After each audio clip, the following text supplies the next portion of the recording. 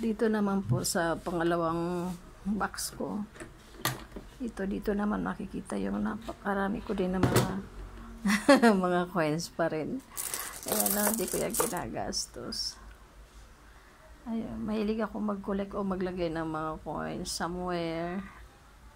Yan, mga ganyan. Pag nasa bag ko, nilalapag ko sa mga boxes ko. Dalawa na ang box ko, ilagayan ko ng mga collection ko ng mga coins. Ito marami din ako ayan. Ito naman yung mga error. Ito mahal daw ito pag binenta, pero hindi ko yan bibenta. Collection ko yan. Ito yung mga coins na hinahanap daw ito ngayon. Anong year ba ito? Ito ay 1945 at saka 1946. Yan, mga coins ko lang, mga collection. Ayan, gusto ko yan sila. Ito naman, ito mahal daw ito. Yung si Queen Elizabeth. Yan, ito pa, at saka mayroon pa daw dito. Marami dito na ito mahal daw ito yung 25. Yan, 25 centavos noong anong year ito? 1961. Aba, wala pa ako. Yan yan coins ko yan. I love it. Yung mga tinatago ko lang yan. Hindi ko lang yan ginagalaw.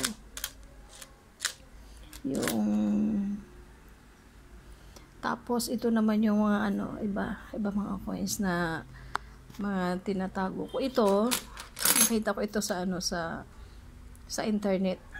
Tinignan ko ang price nito. To nung Olympic sa Qatar nung 2000 nakita ko sa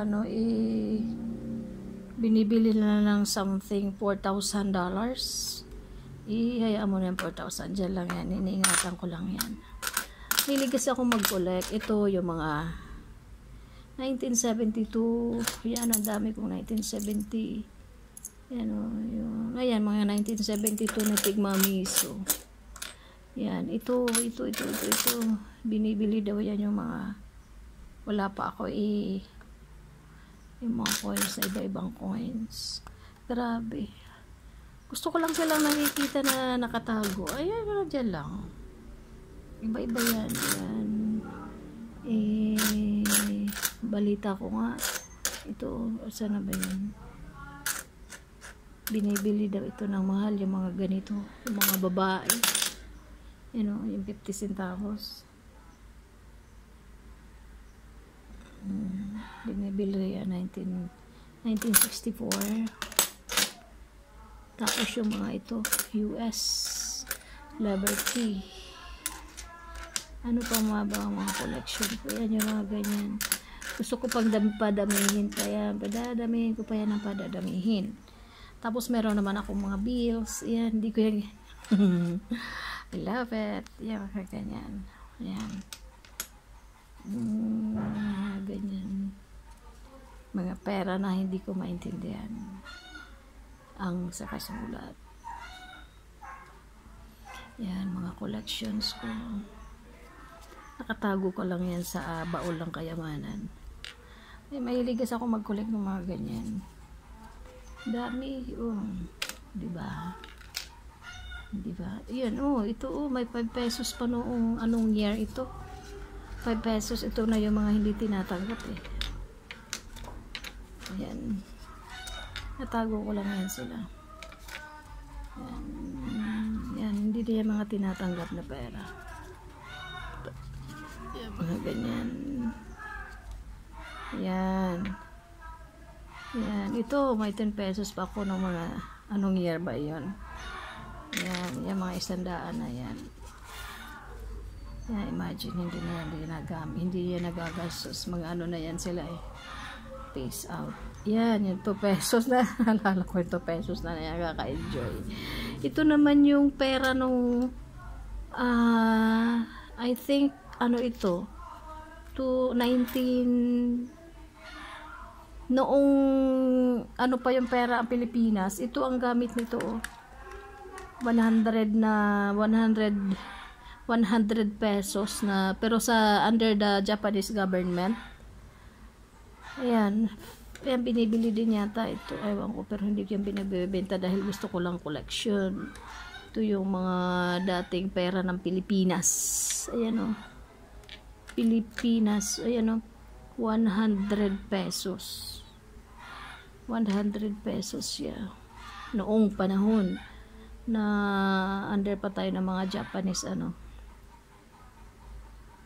government. Eh, diba? Kukulit pa ako ng marami yan. Yan, dami-dami ko yan. Yan yung mga collections ko. Dami ko mga ganyan. Nuggets. Yan. Saan pa ba yun? Yung ito mahal daw to eh. Yan o. Yan, mahal din daw yan. Pero hindi ko yan pinabenta. Hindi ako magbebenta ng mga ko. Kasi collection ko lang. Yan, mga dami, di ba pang klase? Di ba?